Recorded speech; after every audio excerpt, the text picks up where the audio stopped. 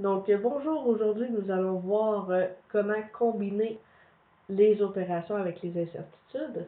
Donc, dans mon exemple, on a une soustraction et une division à compléter par la suite. C'est important d'y aller étape par étape, donc on va commencer par le numérateur. On va écrire un titre, juste pour organiser notre travail. Donc, le numérateur ici, il s'agit d'une soustraction. Donc, on va calculer la soustraction en premier et par la suite, on va seulement avoir une fraction à compléter. La soustraction, on se souvient qu'on fait valeur avec valeur, incertitude avec incertitude. On soustrait les valeurs et on additionne les incertitudes. On ne soustrait jamais les incertitudes. Donc, on obtient 12 moins 1,2, ça donne 10,8, plus ou moins 2 plus 0,3, 2,3. Et on garde le dénominateur. Le problème ici, avant de continuer, c'est que l'incertitude a deux chiffres significatifs. Obligatoirement, l'incertitude a un seul chiffre significatif. Donc, on va couper le virgule 3. Donc, on va avoir un plus ou moins 2.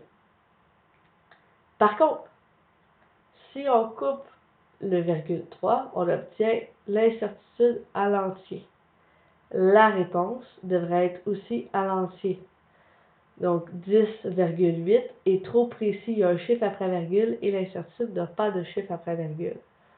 Donc, on va arrondir le 10,8 à 11, plus ou moins 2. C'est vraiment important de comprendre comment je fais pour arrondir. Donc, l'incertitude doit avoir un seul chiffre significatif. J'ai arrondi correctement. Si ça avait été 2,6, on l'aurait arrondi à 3. Donc, on coupe les chiffres après virgule pour obtenir un seul chiffre significatif. Par la suite, la valeur doit être arrondie à la même position. Le 2 est aux unités. J'arrondis aux unités.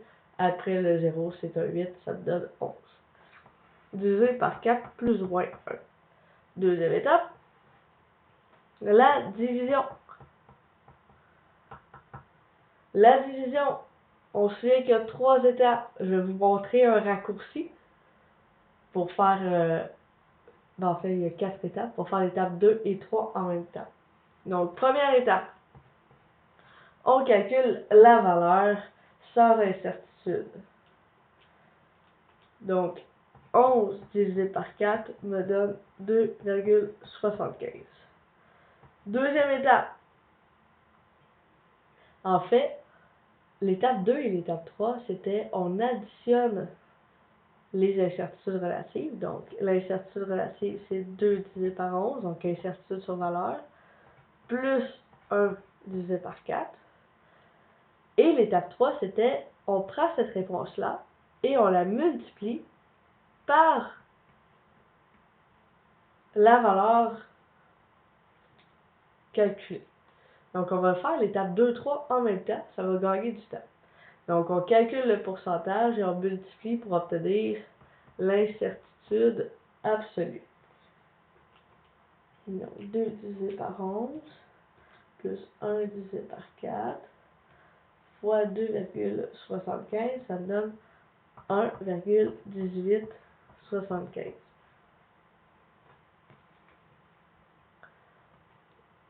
Il s'agit d'une incertitude, plus ou moins. On regarde les chiffres significatifs, il y en a 1, 2, 3, 4, il y en a beaucoup trop. On doit arrondir à un seul chiffre significatif. On garde seulement le 1. Étape 3. On écrit la valeur, plus ou moins l'incertitude. Par contre, n'oubliez pas d'arrondir correctement à la fin. L'incertitude est aux unités. On doit arrondir aux unités. Si après le 2, c'est un 7, on va arrondir à 3, plus ou moins 1. Donc,